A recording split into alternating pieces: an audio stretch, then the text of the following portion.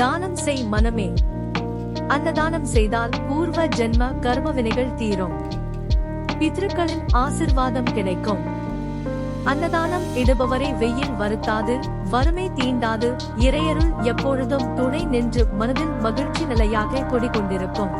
தினமும் அன்னதானம் செய்வோர், தினமும் அக்னிஹோத்திரம் செய்வோர், வேதம் அறிந்தவர்கள், 1000 பிறைகளை தரிசனம் செய்தவர்கள், தவறாது மாதம் உபவாசம் இருப்பவர்கள், கற்பு நெறி தவறாத பெண்கள், இவர்கள் 6 பேரை நான் வணங்குவேன் என்று பகவான் கிருஷ்ணர் கூறுகிறார்.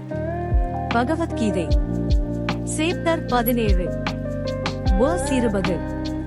கிருஷ்ண பரமாத்மா கூறுவது என்னவென்றால், ஒரு தகுதியான நபருக்கு சரியான நேரத்தில் சரியான இடத்தில் பிரதிபலனாக எதையும் கருத்தில் கொள்ளாமல் மற்றும் கொடுப்பது சரியானது என்பதால் வழங்கப்படும் கொடை நன்மையின் முறையில் வகைப்படுத்தப்படுகிறது.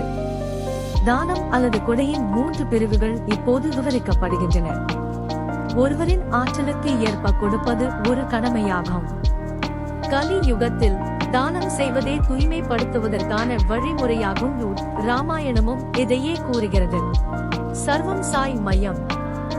ஓம் சாய் ராம்.